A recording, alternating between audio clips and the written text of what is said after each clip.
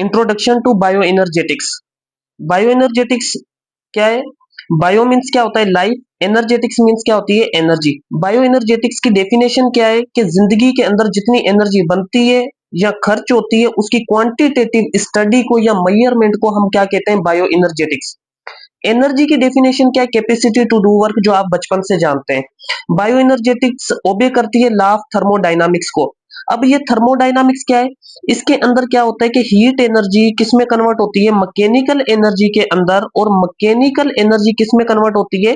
Heat energy के अंदर। ये थर्मोडायनामिक्स की हमारे पास क्या है? डेफिनेशन है। इसकी मैं आपको एक एग्जांपल देता हूं कि अगर एक इंसान बाइक चला रहा है, ठीक है, बाइक अभी उसने स्टार्ट की है, चला रहा नहीं है, बाइक क्या की है उसने? स्टार्ट की है। अभी ये इंसान ये क्या करेगा? बाइक को स्टार्ट करेगा। भाई जैसे इसने किक मारी तो पेट्रोल के अंदर जो एनर्जी है वो हीट एनर्जी के अंदर क्या होगी? कन्वर्ट होगी इंजन के अंदर। वो हीट एनर्जी इसके व्हील को घुमाएगी, टायर्स को।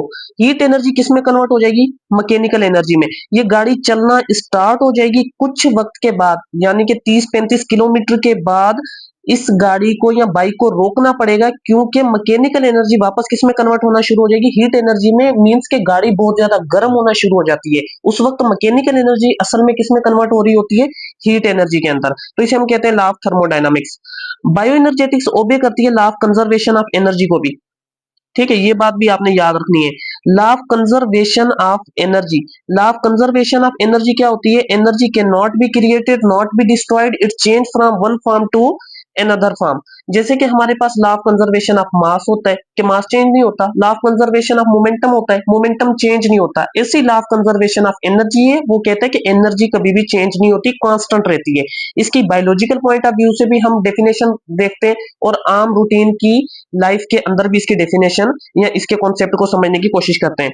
मैं देखें, ये हमारे पास क्या है? सूरज।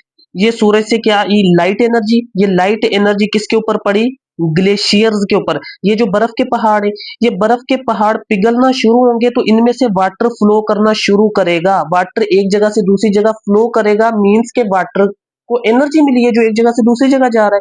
तो ये इसकी सूरज की लाइट एनर्जी जो है वो वाटर की पोटेंशियल एनर्जी के अंदर क्या हो गई है? कन्वर्ट हो गई है। ठीक है। अब ये वाटर क्या बनाता है? भाई सारा पानी मिलकर क्या बनाया इसने? एक रिवर बनाया, दरिया बनाया। अब रिवर बनाया तो रिवर एक रास्ते से गुजर रहा था, तो इंसानों ने उधर क्या बना दिया? एक पुल बना दिया। और पुल हमेशा क्या बनाते हैं? तंग बनाते हैं। ठीक है। पुल क्या बनाया जाता है? तंग। ठीक है, ये इंग्लिश में पुल वो खींचना होता है। खैर ये पुल बना दिया, तंग बना दिया ना। ठीक है, तंग पुल बना दिया।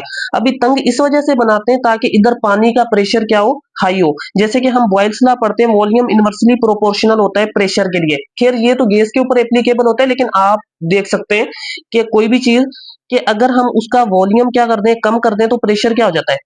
बढ़ जाता है। तो इसका वॉल्यूम हमने कम किया तो प्रेशर इसका क्या हो गया? बढ़ गया। तो एक मिसाल है कि हम इधर टरबाइंस वगैरह लगा देते हैं। क्या लगा देते हैं? टरबाइंस वगैरह लगाएंगे तो प्रेशर जो है पानी का इन टरबाइंस के ऊपर लगेगा और इन टरबाइंस को क्या करेगा? घुमाना स्टार्ट करेगा। ये टरबाइंस को जैसे घुमाएगा तो टरबाइंस के अंदर क्या आ जाएगी? मैकेनिकल एनर्जी, जो कि वाटर की पोटेंशियल एनर्जी थी वो किस में कन्वर्ट हो गई? मैकेनिकल एनर्जी के अंदर। अब ये मैकेनिकल एनर्जी से इंसान या ह्यूमन क्या बनाते हैं? Electrical energy. अब ये इलेक्ट्रिकल एनर्जी क्या होगी कि हम इसको यूज करेंगे इलेक्ट्रिसिटी के लिए, अपने घरों के पंखे वगैरह चलाने के लिए, कोई दूसरी चीजें बिल्डिंग मटेरियल्स या कोई एसी वगैरह चलाने के लिए। एक मिसाल है, हम सिंपल सा ले लेते हैं कि एक ये फैन है, पंखा, ये चलना क्या हो गया? स्टार्ट हो गया इलेक्ट्रिकल एनर्जी से। जैसे ये पंखे के पर घूमना स्टार्ट होंगे तो वो वापस इलेक्ट्रिकल एनर्जी किस में कन्वर्ट हो जाएगी? मैकेनिकल एनर्जी में। इसका बताने का मकसद ये है कि एनर्जी जो है वो एक फॉर्म से दूसरी फॉर्म में कन्वर्ट होती है, ना कि खत्म होती है। इसे कहते हैं law of conservation of energy. हम इसको अभी बायोलॉजी के पॉइंट ऑफ व्यू से देखते हैं, तो थोड़ा सा इसको हम क्या करते हैं? पहले सेपरेट करते हैं। भाई देखें, होगा क्या कि ये सूरज की रोशनी जो है ये किसके ऊपर पड़ी? प्लांट के ऊपर। ठीक है। प्लांट सूरज की रोशनी को इस्तेमाल करके अपना खाना बनाता है, तो प्लांट क्या हुआ? ऑटोट्रोफ। जो अपना खाना क्या बनाता है? खुद बनाते हैं, उन्हें ऑटोट्रोफ कहते हैं। जो अपना खाना खुद नहीं बनाते उन्हें हेटरोट्रोफ कहते हैं। ऑटोट्रोफ। अब ये कौन से प्रोसेस से बनाते हैं अपना खाना? उसे बोलते हैं फोटोसाइंथेसिस। क्या कहते हैं हम? फोटोसाइंथेसिस। फोटो मीन्स क्या होती है? लाइट। साइंथेसिस मीन्स क्या होता है? टू प्रोड्यूस लाइट की मौजूदगी में अपना ये खाना बनाते हैं, फोटोसिंथेसिस करते हैं। अच्छा, ये कौन से ऑर्गेनेल से करते हैं? सेल के कौन से ऑर्गेनेल से करते हैं? ये क्लोरोप्लास्ट से करते हैं। किससे करते हैं? क्लोरोप्लास्ट से। क्लोरोप्लास्ट के दूसरे नाम आपने याद रखने कि ये होता है डबल मेम्ब्रेन बाउंडेड। ठीक है, एक और नाम याद रखना है आपने, energy converting organelle. Energy converting organelle, ठीक है, ये याद रखना है आपने। इसका नाम याद रखना है semi autonomous. Semi autonomous endosymbiotic organelle. Endosymbiotic organelle. अब ये इन्हें कहा क्यों जाता है, ये हम क्या करेंगे सेल वाले चैप्टर में इसको क्या करेंगे डिफाइन करेंगे, या आगे हम इसको क्या कर देते हैं डिफाइन कर देते हैं। भाई देखें थोड़ा सा हम ना इधर क्लोरोप्लास्ट को देखते हैं। भाई ये हमारा जो क्लोरोप्लास्ट है ना, इस वर्ड की मीनिंग क्या है? देखें इधर, क्लोरो मीन्स क्या होता है? ग्रीन। क्लोरो मीन्स क्या होता है? ग्रीन। प्लास्ट मीन्स क्या होता है? लिविंग। ये ऑर्गेनेल है, ठीक है हमारे पास। असल में ये क्या होता है कि सेल के अंदर ना प्लास्टिड्स होते हैं, जो प्लास्टिड्स में से क्लोरोप्लास्ट बनता है, क्रोमोप्लास्ट बनता है और ल्यूकोप्लास्ट बनता है। क्लोरोप्लास्ट क्या होता है? Green living. क्रोमोप्लास्ट क्या होता है? Coloured living. ल्यूकोप्लास्ट क्या होता है? White living. क्लोरोप्लास्ट प्लांट के लीफ में होता है जो ग्रीन होते हैं। क्रोमोप्लास्ट प्लांट के फ्लावर्स में होता है जो कलरफुल होते हैं। ल्यूकोप्लास्ट प्लांट की जड़ों में होता है जो व्हाइट होती हैं। खैर, ये क्लोरोप्लास्ट के बारे में आपको इतना सा नॉलेज होना चाहिए। अब ये प्लांट करेगा क्या, इसकी हम इधर मिसाल लेते हैं। भाई ये एक मिसाल है कि हमारे पास क्या है? प्लांट है, ठीक है। ये जो फोटोसिंथेसिस का अमल है ये करता कैसे, इसको हमने डिटेल में इसी चैप्टर में इसको ही डिटेल में देखना है, जो बच्चों को मुश्किल लगता है। खैर इतना मुश्किल है नहीं जितना बनाया हुआ है, याद करने वाली चीजें हैं इसमें। ठीक है, ये प्लांट का क्या हो गया? लीफ। लीफ के अंदर ये जो पोर्स हैं इसे हम क्या कहते हैं? स्टोमेटा। इन्हें हम क्या कहेंगे? रूट्स। ठीक है, अब होगा क्या कि ये प्लांट क्या करेगा, ये सूरज से सूरज की रोशनी लेगा। सन से क्या लेगा? सूरज की रोशनी, फोटोसिंथेसिस करने के लिए। भाई ये लाइट आ गई। अच्छा दूसरा, रूट्स से ये क्या लेता है? वाटर। चलो, इसको वाटर भी मिल गया। स्टोमेटा से या एटमॉस्फेयर से ये कार्बन डाइऑक्साइड लेगा। एटमॉस्फेयर के अंदर 71% क्या होती है? नाइट्रोजन। 28% क्या होती है? ऑक्सीजन। 1% में क्या होती है? Other gases. अदर गैसेज में 0.03% क्या होती है? Carbon dioxide. अब इस कार्बन डाइऑक्साइड को ये प्लांट क्या करेगा? एटमॉस्फेयर से स्टोमेटा के जरिए, लीफ के जरिए अपने अंदर दाखिल करेगा। भाई देखो, CO2, CO2 इसने एटमॉस्फेयर से ले लिया, वाटर इसने जड़ों से ले लिया, और लाइट इसने सूरज चाचे से लेकर क्या बनाएगा? ग्लूकोज। क्या बनाएगा? ग्लूकोज। इसे बोलते हैं फोटोसिंथेसिस। और बनाएगा ऑक्सीजन। ऑक्सीजन एटमॉस्फेयर में छोड़ देगा और ग्लूकोज अपने खाने के तौर पे इस्तेमाल करेगा और ग्रोथ करना स्टार्ट हो जाएगा। तो ये तो किया किसने? प्लांट ने। अब क्या होगा कि ये प्लांट तो था ऑटोट्रोफ। ये प्लांट तो था क्या हमारे पास? ऑटोट्रोफ। आगे चलते हैं थोड़ा सा इधर। तो देखें थोड़ा सा, अब सही है। देखें, अब इस प्लांट को, ये जो प्लांट हमने बनाया है, इस प्लांट को ये ग्रोथ कर ली, इसने खाना वगैरह खा के फोटोसिंथेसिस करके इसने क्या कर ली? ग्रोथ कर ली। अब इस प्लांट को कौन खाएगा? याद रखो, इस प्लांट को खाएंगे हर्बीवोर्स।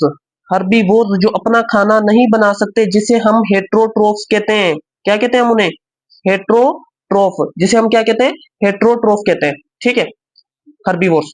अच्छा, अब इन हर्बीवोर्स की एग्जांपल बताएं मुझे। काऊ हो गई, गोट हो गई, शीप हो गई, वगैरह वगैरह, ये क्या होते हैं हमारे पास? हर्बीवोर्स होते हैं। अच्छा, इन हर्बीवोर्स को कौन खाएगा? याद रखें, इन हर्बीवोर्स को खाने वाले होते हैं कार्निवोर्स। कार्निवोर्स के नाम बताएं भाई। लायन हो गया हमारे पास, टाइगर हो गया, ये क्या होते हैं? कार्निवोर्स। और कुछ ऐसे जानदार होते हैं जो ओमनीवोर्स होते हैं। ओमनीवोर्स। ओमनीवोर्स वो होते हैं जो गोश्त भी खाते हैं और सब्जियां भी खाते हैं। वो कौन कौन से जानदार हैं हमारे पास जो गोश्त और सब्जियां दोनों खाते हैं? भाई ह्यूमन, जो गोश्त भी खाते हैं, प्लांट भी खाते हैं। ठीक है, अच्छा दूसरे हमारे पास कौन से हैं? भाई बियर। ठीक है, तीसरा हमारे पास ये कौवा। कौवा जो होता है रोटी भी खाता है और क्या करता है? गोश्त वगैरह भी खाता है। रोटी किससे बनी हुई है? गंदुम से।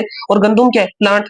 बियर जो होता है ये क्या करता है? ये घास वगैरह भी खाता है और मछलियां वगैरह भी खाता है। तो ये ओमनीवोर्स हुआ। ठीक है, आगे चलते हैं। इधर तक समझ आ गई आपको बात? तो आप मुझे बताओ कि एनर्जी की एक साइकिल चल रही है। प्लांट ने सूरज की रोशनी की मौजूदगी में फोटोसिंथेसिस की, एनर्जी बनाई, खाना बनाया। उसको किसने खाया? हेटेरोट्रोफ्स ने, जो अपना खाना नहीं बना सकते। हर्बीवोर्स को किसने खाया? कार्निवोर्स ने। और ओमनिवोर्स जो है, दोनों को खाते हैं। तो एनर्जी एक फॉर्म से दूसरे फॉर्म में कन्वर्ट होती है, ना कि खत्म होती है। ठीक है, इतनी सी बात आपने याद रखनी है। आगे थोड़ा सा इंट्रोडक्शन से रिलेटेड और भी चीजें, वो कहते हैं कि आप देखें कि जीन एक्सप्रेशन का प्रोसेस कैसे होता है। ठीक है, जीन एक्सप्रेशन का प्रोसेस कैसे होता है, या formation of macromolecule, formation of macromolecule, macro molecules, formation of macromolecule. अभी देखें, फॉर्मेशन ऑफ मैक्रोमोलिक्यूल के अंदर देखते हैं भाई, हमारे पास मैक्रोमोलिक्यूल कौन कौन से हैं? हमारे पास प्रोटीन होता है, ठीक है, हमारे पास कार्बोहाइड्रेट, ठीक है, हमारे पास लिपिड, हमारे पास न्यूक्लिक एसिड, ये मैक्रोमोलिक्यूल है। ये किन से बने हुए हैं? ये माइक्रोमोलिक्यूल से बने हुए हैं। किन से बने हुए हैं? माइक्रो मोलिक्यूल से। अभी माइक्रोमोलिक्यूल कौन कौन से? प्रोटीन किस माइक्रोमोलिक्यूल से बना हुआ है? अमाइनो एसिड से। कार्बोहाइड्रेट किससे बना हुआ है? ग्लूकोज से। लिपिड किससे बना हुआ है? ग्लिसरॉल एंड फैटी एसिड से, प्लस फैटी एसिड। और न्यूक्लिक एसिड किससे बना हुआ है? न्यूक्लियोटाइड से, न्यूक्लियोटाइड से। आप मिसाल लगाएं कि प्रोटीन एक दीवार है और अमाइनो एसिड उसकी ईंटें। कार्बोहाइड्रेट एक दीवार है, ग्लूकोज उसकी ईंटें। लिपिड एक दीवार है, ग्लिसरॉल फैटी एसिड उसकी ईंटें। न्यूक्लिक एसिड एक बड़ा मॉलिक्यूल है, दीवार है, न्यूक्लियोटाइड उसकी ईंटें। अब अमाइनो एसिड जो होता है ना, ये किससे बना हुआ है? फर्दर इसको देखते हैं हम। भाई अमाइनो एसिड जो होता है वो अमाइनो ग्रुप से, कार्बन ऊपर रेडिकल, नीचे hydrogen, C double bond O single bond OH। ये ग्लूकोज तो सिंपल है, C6H12O6 से। ये ग्लिसरॉल और फैटी एसिड, ये होते हैं ग्लिसरॉल हमारे पास, ठीक है, सिंपल डायग्राम। और साथ में इसको अगर हम देखें तो ये फैटी एसिड, ये क्या हो गया? Fatty acid. इसे हम बोलते हैं ट्राइग्लिसराइड। ये कितना होता है? तकरीबन बॉडी में 17 kg होता है, जिसके अंदर 1,44,000 किलो कैलोरी एनर्जी होती है। न्यूक्लियोटाइड, ये आपने याद रखना है। ये जो न्यूक्लियोटाइड होता है, ये किससे बना होता है? H3PO4 से। साथ में पेंटोज शुगर होती है, ठीक है, पेंटोज शुगर। और साथ में क्या होती है? Nitrogenous base. ये याद रखना है आपने, नाइट्रोजीनस बेस, ठीक है। नाइट्रोजीनस बेस, अगर हम बात करें न्यूक्लिक एसिड कौन से की, लगा लें डीएनए वाले की, डीएनए वाला। न्यूक्लिक एसिड दो तरह के, एक डीएनए दूसरा आरएनए। डीएनए की बात करते हैं तो डीएनए में नाइट्रोजीनस बेसिस कौन कौन सी होती हैं? भाई एक एडिनिन, ये याद होती है बच्चों को ज्यादातर, ग्वानिन, साइटोसिन, ठीक है, और आखिरी क्या होती है? थाइमिन। और आपने एक और बात भी याद रखनी है कि एडिनिन और ग्वानिन जो होती हैं, ये प्यूरिन होती हैं, ये डबल रिंग स्ट्रक्चर होती हैं, प्यूरिन। और ये क्या होती हैं? Double ring structure. साइटोसिन और थाइमिन, ये क्या होती हैं? पाइरिमिडीन। और ये क्या होती हैं? Single ring structure. ये क्या होती हैं? Single ring structure. ये बात आपने याद रखनी है। चलें इससे आगे चलते हैं, या हम आरएनए का भी न्यूक्लियोटाइड देख लेते हैं इधर। भाई आरएनए का न्यूक्लियोटाइड भी मैं आपको बना देता हूँ। भाई आरएनए, आरएनए भी मैक्रोमोलिक्यूल है, ठीक है, इसका भी न्यूक्लियोटाइड हम देख लेते हैं। चलें भाई, इसके न्यूक्लियोटाइड में H3PO4 मौजूद है, ठीक है। पेंटोज शुगर, इसकी जो पेंटोज शुगर है, इसमें C5H10O5, इधर मैंने नहीं लिखा, आप नोट कर लीजिएगा। इसकी जो पेंटोज शुगर है, उसमें कार्बन भी 5 है, हाइड्रोजन 10 और ऑक्सीजन, सॉरी, इसकी पेंटोज शुगर जो है, इसके अंदर कार्बन कितने? 5, हाइड्रोजन 10, ऑक्सीजन 4। इसके अंदर ऑक्सीजन कितने होते हैं? 5, ठीक है। ये डीऑक्सी राइबोज शुगर होती है, इसके अंदर राइबोज शुगर। और इसमें ये क्या होता है? Nitrogenous base. इसके अंदर कौन कौन सी नाइट्रोजिनस बेसिस होती हैं? एक हमारे पास एडिनिन होती है, ठीक है, चलें। दूसरी ग्वानिन, ये सेम है। तीसरी हमारे पास साइटोसिन। और चौथी हमारे पास थाइमिन की जगह क्या होती है? यूरासिल। एडिनिन और ग्वानिन क्या होती है? प्यूरिन। साइटोसिन और यूरासिल क्या होती है? पायरिमिडीन, ठीक है, पायरिमिडीन। प्यूरिन का क्या स्ट्रक्चर होता है? Double ring. और पायरिमिडीन का क्या होता है हमारे पास? सिंगल रिंग स्ट्रक्चर होता है, ठीक है। अब देखते हैं कि फॉर्मेशन, क्या देखते हैं हम? फॉर्मेशन, या हम ठीक है इधर ही देख लेते हैं। भाई formation of macromolecule, formation of macromolecule, ठीक है। फॉर्मेशन ऑफ मैक्रोमोलिक्यूल, भाई इसको देखते हैं हम। भाई देखो हमारे पास, अगर मैं देखूं किसको, प्रोटीन को, ये प्रोटीन कैसे बनता है? प्रोटीन बनेगा अमाइनो एसिड से। मैं इधर अगर एक अमाइनो एसिड बनाऊं, अमाइनो ग्रुप कार्बन, रेडिकल नीचे hydrogen, C double bond O, single bond O H. ठीक है, दूसरा अमाइनो एसिड ये रहा मेरे पास NH2 को मैं ऐसे भी तो लिख सकता हूँ ना, NH2 को, कार्बन ऊपर रेडिकल नीचे hydrogen, C double bond O, single bond O H. ये H और OH को ये क्या करना है, हमने रिमूव करना है इधर से। इस प्रोसेस को क्या कहते हैं भाई? H और OH रिमूव होगा तो वाटर रिमूव होगा, H2O। इस प्रोसेस को हम बोलते हैं डिहाइड्रेशन। क्या बोलते हैं? डिहाइड्रेशन। डी मीन्स क्या होता है? रिमूव, और हाइड्रेशन मीन्स क्या होता है? वाटर। इसी प्रोसेस को हम बोलते हैं कंडेंसेशन। इसी प्रोसेस को हम क्या कहते हैं? कंडेंसेशन या डिहाइड्रेशन। अब क्या होगा कि हमारे पास ये जो है NH2, कार्बन ऊपर रेडिकल नीचे hydrogen, C double bond O, और OH तो इधर से रिमूव हो गया। इधर क्या बचा? N और H। भाई N और H बचा, इधर कार्बन, इधर रेडिकल, इधर hydrogen, C double bond O, single bond OH। इधर ये जो बॉन्ड बना है इसे बोलते हैं हम पेप्टाइड बॉन्ड। क्या बोलते हैं इसे हम? Peptide bond. और इसको, दो अमाइनो एसिड को जोड़ने के लिए हमें एनर्जी देनी पड़ती है, तो ये कौन सा प्रोसेस है? एंडोथर्मिक। ये कौन सा प्रोसेस है?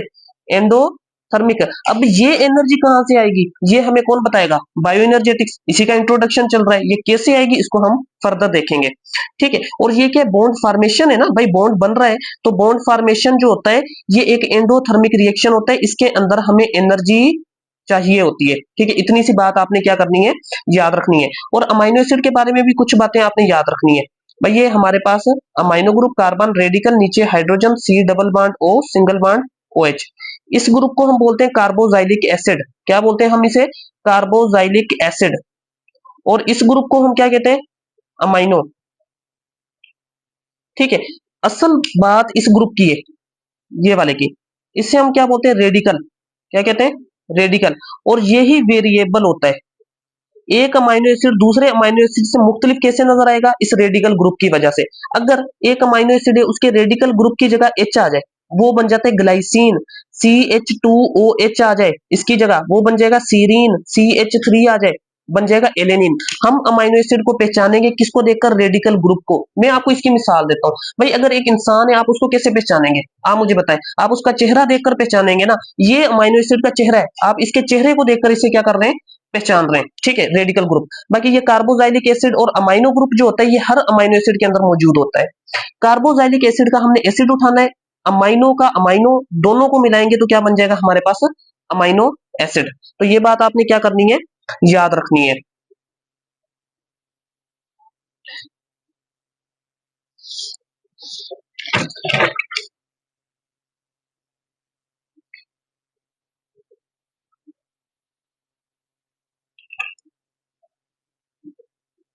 थोड़े डोट्स वगैरह लगा लें ताकि आपका कोई पॉइंट ना रहे। चलें आगे चलते हैं। भाई ये बॉन्ड फॉर्मेशन वगैरह जो हो गई है, ठीक है, इसके अंदर हमने मैक्रोमोलेक्यूल्स का स्ट्रक्चर वगैरह बना लिया है। इसके बाद ना बुक क्या लिखती है, इसके बाद बुक, और बुक को हमने डिकोड करना है। इसी वजह से इतना डिटेल के अंदर पढ़ रहे हैं कि हमने बुक की हर लाइन को क्या करना है? डिकोड करना है। ठीक है, इसके बाद वो कहता है कि आयंस की मूवमेंट, किसकी मूवमेंट? आयंस की। आयंस की जो मूवमेंट होती है उसके लिए भी एनर्जी चाहिए होती है। कहां से आएगी, कौन बताएगा? Bio energetics. भाई आयंस की मूवमेंट किसके अंदर, वो बता रहा है। भाई हमारे पास न्यूरॉन होती है, क्या होती है? न्यूरॉन। ठीक है, क्या होती है हमारे पास?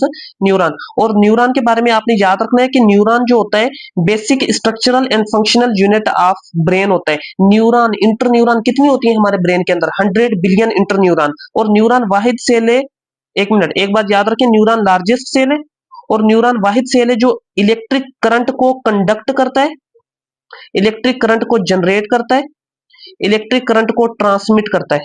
ये बात आपने न्यूरॉन के बारे में याद रखनी है। ठीक है, और न्यूरॉन लार्जेस्ट सेल भी है मेल के अंदर, मर्द के अंदर। और मर्द के अंदर छोटा सेल, सबसे छोटा सेल, स्मॉलेस्ट सेल कौन सा है? स्पर्म। और स्पर्म वाहिद सेल है जो हरकत करता है, ये फ्लैजिलेटेड होता है। फीमेल के अंदर लार्जेस्ट सेल कौन सा है? ओवम।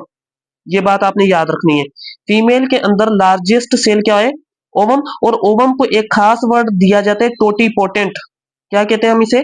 टोटीपोटेंट। क्योंकि इसके साइटोप्लाज्म के अंदर अल्लाह ताला ने एक कुदरत रखी हुई है कि जब इससे स्पर्म हिट करता है ना आकर, जब इससे क्या स्पर्म हिट करता है तो इससे क्या बनता है, स्पर्म और ओवम मिल गए तो क्या बनेगा, जाइगोट बनेगा। इसी जाइगोट से एक ही सेल से मुख्तलिफ तरह के क्या बनेंगे, सेल बनेंगे। मीन्स के पूरा एम्ब्रियो बनेगा ना, तो एम्ब्रियो या बच्चा बनेगा, बच्चे के अंदर हड्डी के भी सेल होंगे, बच्चे के अंदर ब्रेन के सेल होंगे, बच्चे के अंदर लीवर के, पेनक्रियाज के, इंटेस्टाइन के, स्टमक के, ठीक है, ये सारे सेल मौजूद होंगे। क्या वो सारे सेल एक तरह के हैं क्या? बोन का सेल और ब्रेन का सेल दोनों एक तरह के हैं? स्टमक का सेल और हार्ट का सेल एक तरह के हैं क्या? इंटेस्टाइन के सेल एक तरह के, स्टमक के सेल एक तरह के नहीं। तो ये मुख्तलिफ तरह के सेल किससे बनते हैं? इसी ओवम के साइटोप्लाज्म से। ठीक है, इसके अंदर सारी जीन एक्टिव होती हैं तो इससे पूरा एम्ब्रियो वगैरह बन जाता है। तो आगे चलते हैं हम। अब इसमें न्यूरॉन का स्ट्रक्चर बनाऊंगा, और न्यूरॉन कौन सी? पेरिफेरल नर्वस सिस्टम की, पेरिफेरल नर्वस सिस्टम की, पेरिफेरल नर्वस सिस्टम की न्यूरॉन बनाएंगे हम।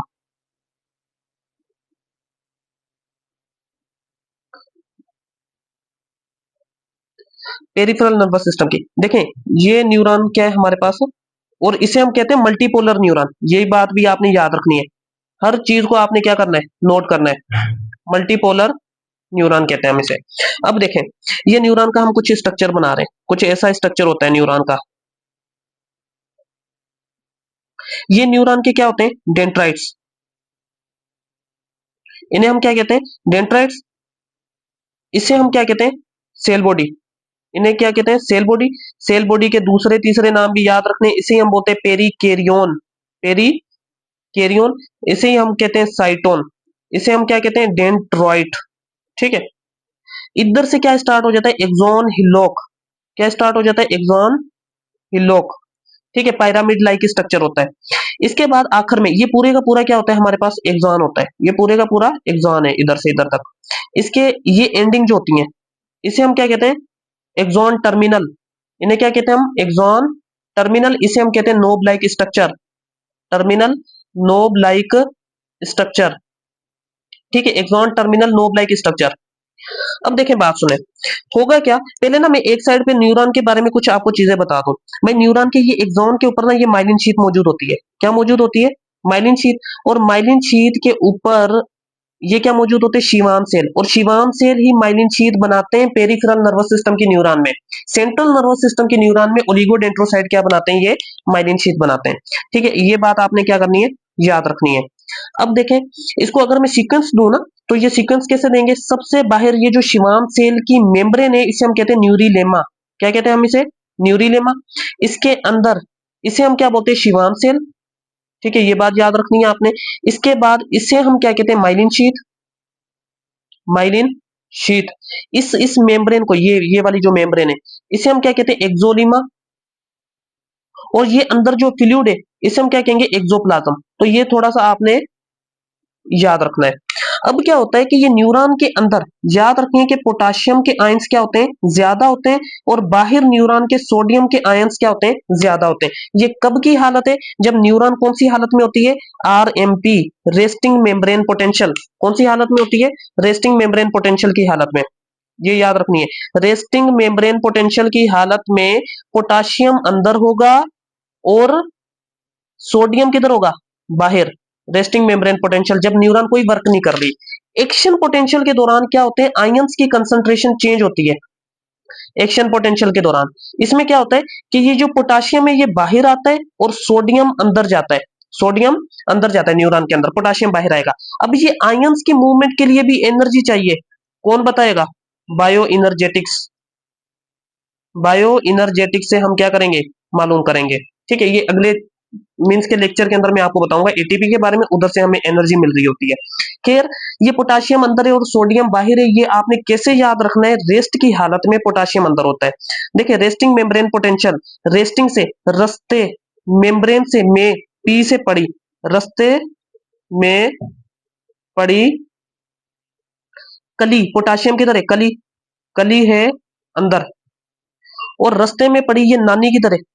नानी बाहर है। भाई आप रास्ते में जा रहे हैं, बाइक पे जा रहे हैं, बाइक को छोड़े आप कार में जा रहे हैं, तो कार आपकी खराब हो जाती है, खराब हो जाती है, आप बाहर सही करने आते हैं, आपके पीछे पीछे नानी भी आ जाती है। तो रास्ते में पड़ी नानी है बाहर, चलो वो तो ठीक है, लेकिन कली को किधर होना चाहिए? अगर सुनसान रास्ता है तो कली को अंदर होना चाहिए, नहीं तो इशू हो सकता है। ठीक है, आगे चलते हैं।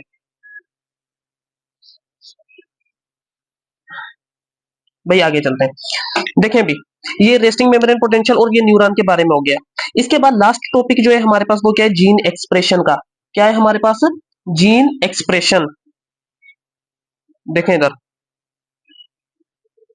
ये जीन एक्सप्रेशन के प्रोसेस को हमने थोड़ा सा डिटेल के अंदर देखना है। देखें इधर बात सुने, ये जीन एक्सप्रेशन, भाई देखें सबसे पहले हमें क्रोमोसोम को डिकोड करना पड़ेगा, फिर जाके हम जीन एक्सप्रेशन हमें समझ आएगी। क्रोमो मीन्स क्या होता है? कलर। सोमा मीन्स क्या होती है? बॉडी। क्रोमोसोम को कलर बॉडी कहते हैं, हालांकि ये गलत नाम है, ये मिसनोमर है, गलतुल आम है। जैसे कि हमारा एक्सरे गलत नाम है, जैसे कि हमारा सेल गलत नाम है, जैसे कि हमारा एटम गलत नाम है, ऐसे ही क्रोमोसोम भी गलत नाम है। क्यों पड़ा? भाई देखें, क्रोमोसोम एक बहुत छोटी सी चीज है, ठीक है। इसको हमने किसमें देखा होगा? माइक्रोस्कोप में। अच्छा, माइक्रोस्कोप कौन सा? भाई हमने देखा, इसको एक मिसाल है लाइट माइक्रोस्कोप में। लाइट माइक्रोस्कोप के अंदर तीन खसूसियात होती हैं। एक वो क्या करता है? चीजों को मैग्नीफाई करता है, मींस मैग्निफिकेशन करता है, बड़ा करके दिखाता है। दूसरा, रेजोल्यूशन करता है, अलग अलग करके दिखाता है। तीसरा, कंट्रास्ट करता है, मींस के चीजों को कलरफुल बनाता है। एक मिसाल है, भाई हमने माइक्रोस्कोप से एक सेल को देखा, भाई सेल को देखा जैसे माइक्रोस्कोप से, तो सेल हमें कैसा नजर आएगा? भाई सेल एक बड़ा स्ट्रक्चर नजर आया, ठीक है, सेल का। ये हमें क्या नजर आया? सेल नजर आ रहा है, ठीक है। ये सेल मेम्ब्रेन, ये साइटोप्लाज्म, ये न्यूक्लियस।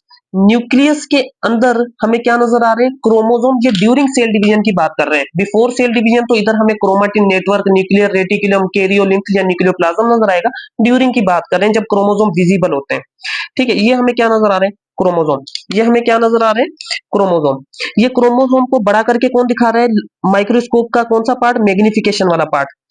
ये क्रोमोसोम को अलग अलग करके कौन दिखा रहा है? रेजोल्यूशन वाला पार्ट। और ये क्रोमोसोम को कलर्ड कौन सा पार्ट कर रहा है? कंट्रास्ट वाला। तो माइक्रोस्कोप की प्रॉपर्टी है कंट्रास्ट करना, ना कि क्रोमोसोम खुद कलर बॉडी है। तो ये बात आपने क्या करनी है? याद रखनी है। तो चलें आगे चलते हैं। ये थोड़ा क्रोमोसोम के बारे में, और क्रोमोसोम के बारे में आपने जानकारी रखनी है कि ये जो क्रोमोसोम होता है, खास करके कौन से की बात कर रहे हैं हम? यूकेरियोट की। यूकेरियोट का जो क्रोमोसोम होता है हमारे पास, ये किससे बना होता है? एक डीएनए से, और दूसरा किससे बना होता है? हिस्टोन प्रोटीन से। Histone protein. और एक मैं आपको बात बताता चलूं कि ये डीएनए जो होता है ये कितने मीटर्स लॉन्ग होता है? भाई मीटर्स की बात कर रहा हूं, 2 मीटर्स लॉन्ग अल्लाह ताला ने रखा हुआ है। इतना बड़ा डीएनए ये आता कैसे? ये इसको हम देखते हैं। हिस्टोन, और 2 मीटर्स लॉन्ग कितने होते हैं? 7 फीट जितना। मैं आपको बताता हूँ। मैं देखो, क्रोमोसोम बना हुआ है डीएनए और हिस्टोन प्रोटीन से। मैं आपको समझाता हूँ ये 2 मीटर्स लॉन्ग इतना बड़ा डीएनए कैसे आता है इसके अंदर, क्रोमोसोम के अंदर। भाई ये जो हिस्टोन प्रोटीन होता है इसके ऊपर क्या है? Positive charge. अल्लाह ताला ने कौन सी चार्ज रखी हुई है? पॉजिटिव। और डीएनए के ऊपर, ये जो डीएनए डबल रिंग स्ट्रक्चर होता है ना, डीएनए नेगेटिव, इसके ऊपर कौन सी चार्ज होती है? नेगेटिव।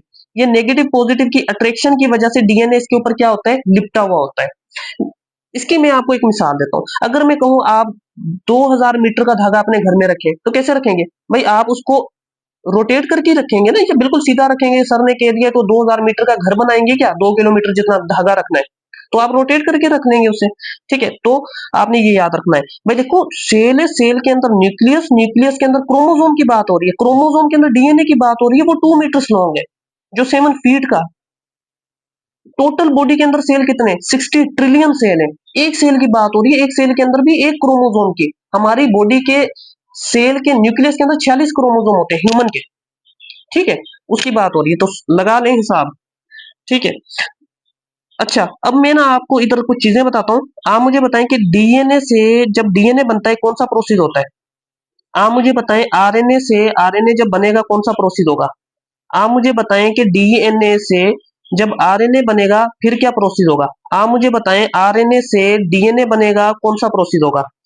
आप मुझे बताएं, आरएनए से प्रोटीन जब बनेगा कौन सा प्रोसेस होगा? ये आप मुझे बताएं। देखें इधर, डीएनए से डीएनए का बनना क्या प्रोसेस होता है हमारे पास? रिप्लीकेशन। कौन सा प्रोसेस होता है? रिप्लीकेशन। आरएनए से आरएनए का बनना कौन सा प्रोसेस होता है? रिप्लीकेशन। डीएनए से आरएनए का बनना क्या होता है? ट्रांसक्रिप्शन। आरएनए से डीएनए का बनना क्या होता है? Reverse transcription. ये एड्स का वायरस करता है, reverse transcription. AIDS, HIV, human immunodeficiency virus. RNA से प्रोटीन का बनना क्या होता है? ट्रांसलेशन। ठीक है, ये बातें आपने याद रखनी है। अब होगा क्या, जीन एक्सप्रेशन में डीएनए से क्या बनेगा? आरएनए। और आरएनए से क्या बनेगा? प्रोटीन। डीएनए से आरएनए का बनना क्या होता है? ट्रांसक्रिप्शन। और आरएनए से प्रोटीन का बनना क्या होता है? ट्रांसलेशन। ये प्रोसेस किधर होता है? न्यूक्लियस के अंदर। ये बात याद रखनी है। ये प्रोसेस किधर होता है? साइटोप्लाज्म के अंदर। किधर होता है? साइटोप्लाज्म के अंदर। मैं आपको ना इधर दिखा देता हूँ भाई, ये न्यूक्लियस है हमारा, बल्कि थोड़ा सा ना इसको, थोड़ा सा जीन एक्सप्रेशन को हम इधर देखते हैं। ज्यादा डिटेल के अंदर नहीं जाएंगे, थोड़ा सा स्ट्रक्चर बना के दिखाऊंगा और डिटेल के अंदर बाद में देखेंगे कभी। भाई देखो, ये हमारा क्या है? न्यूक्लियस। इसके बाहर ये क्या मौजूद है? साइटोप्लाज्म है। ठीक है, न्यूक्लियस के अंदर क्या मौजूद है? डीएनए। होगा क्या कि ये डीएनए बीच में से क्या हो जाएगा? खुल जाएगा। इधर क्या लगेगा? RNA polymerase. ये आरएनए पॉलीमरेज जब इधर से इधर तक हरकत करेगा तो ये क्या बन जाएगा? इधर मैसेंजर आरएनए। ये मैसेंजर आरएनए बाहर आएगा। बाहर आएगा तो ये किसके पास आएगा? एंडोप्लाज्मिक रेटिकुलम के पास। एंडोप्लाज्मिक रेटिकुलम के ऊपर क्या मौजूद होते हैं? राइबोसोम। राइबोसोम के अंदर क्या मौजूद होता है? भाई ये लगा लो आप, क्या मौजूद है? ये राइबोसोम है। ठीक है, ये राइबोसोम है एंडोप्लाज्मिक रेटिकुलम के ऊपर जहां पर मौजूद होते हैं उसे हम कहते हैं रफ एंडोप्लाज्मिक रेटिकुलम। ठीक है, ये राइबोसोम है। राइबोसोम के बारे में मैं आपको चंद बातें बताऊं। भाई राइबोसोम जो होता है वो सिमालेस्ट ऑर्गेनेल होता है। क्या होता है? सिमालेस्ट ऑर्गेनेल। राइबोसोम जो होता है वो क्या होता है? नॉन मेम्ब्रेन बाउंडेड होता है। Non membrane bounded. ठीक है, और राइबोसोम कितना होता है? यूकेरियोटिक का 80s। ठीक है, राइबोसोम ये कितने पार्ट से बना होता है? दो पार्ट से। एक होता है 60s, दूसरा कौन सा होता है? 40s। ये कैसे जुड़े होते हैं? नॉन एडिटिव फेजन से। कौन से? नॉन एडिटिव फेशियन से ये क्या होते हैं? जुड़े होते हैं। अब ये राइबोसोम के अंदर क्या मौजूद होता है? राइबोसोमल आरएनए, जिसको मैं ऐसे बनाऊंगा, ये राइबोसोमल आरएनए। ठीक है, दूसरा हमारे पास क्या होता है? ये इधर ट्रांसफर आरएनए। ठीक है, ये क्या है बेचारा? Transfer RNA. इसकी भी हकीकत बताता हूँ। राइबोसोमल आरएनए का नाम मैंने रख दिया परी। अब होगा क्या कि डीएनए से मैसेज आएगा किसके पास? मैसेंजर आरएनए के पास। मैसेंजर आरएनए मैसेज लेकर आएगा किसके पास? राइबोसोमल आरएनए के पास। राइबोसोमल आरएनए किसको बुलाएगा? इशारा करेगा किसको? ट्रांसफर आरएनए को। ठीक है, ट्रांसफर आरएनए भागा हुआ आएगा, क्योंकि ट्रांसफर आरएनए राइबोसोमल आरएनए के ऊपर या परी के ऊपर क्या है मैं आपको बताता हूँ। भाई ये जो ट्रांसफर आरएनए ना, ये बेचारा है मजदूर है, ये मगरूर है, ये आशिक है, ये मजबूर है। मजदूर है, मगरूर है, आशिक है, मजबूर है। जैसे ही राइबोसोमल आरएनए इसको बुलाता है, ट्रांसफर आरएनए भागा हुआ आता है। ठीक है, राइबोसोमल आरएनए इसको मैसेज देता है कि जाके साइटोप्लाज्म से क्या लेकर आओ? Amino acid. क्या लेकर आओ? Amino acid. ये राइबोसोमल आरएनए भागा हुआ जाता है, ट्रांसफर आरएनए सॉरी, भागा हुआ जाता है। क्या करता है? साइटोप्लाज्म से गर्मा गर्म क्या करता है? अमाइनो एसिड सर पे उठाता है और भागा हुआ आता है राइबोसोमल आरएनए के पास। राइबोसोमल आरएनए इन अमाइनो एसिड को अपने ऊपर रखता है। फिर दोबारा क्या होता है? डीएनए से मैसेज आता है मैसेंजर आरएनए की तरफ। ठीक है, मैसेंजर आरएनए। मैसेंजर आरएनए से मैसेज आता है राइबोसोमल आरएनए के पास। राइबोसोमल आरएनए दोबारा किसको बुलाता है? ट्रांसफर आरएनए को। ट्रांसफर आरएनए क्या करता है? अमाइनो एसिड को सर पे उठाता है। सर पे उठा के किसके पास लेकर आता है? राइबोसोमल आरएनए के पास, परी के पास। मजबूर है बेचारा, तो ऐसे करके अमाइनो एसिड हजारों की तादाद में लेकर आता है, तो ये क्या बन जाता है? प्रोटीन। अब आप मुझे बताएं, डीएनए से जो आरएनए बना वो न्यूक्लियस के अंदर बना, तो ट्रांसक्रिप्शन का प्रोसेस किधर होता है? न्यूक्लियस में। और आरएनए से जो प्रोटीन बन रहा है वो किधर बन रहा है? साइटोप्लाज्म में। तो ट्रांसलेशन का प्रोसेस किधर होता है? साइटोप्लाज्म में। ये बात आपने क्या करनी है? याद रखनी है। खैर इधर ये प्रोटीन फुल नहीं बना, इस साइड पर ना ये ऐसे करके क्या मौजूद होती है? Golgi body. ये जो वेसिकल्स होते हैं, ये वेसिकल्स ये किधर आएंगे? गोल्जी बॉडी की तरफ, जिधर क्या होगी?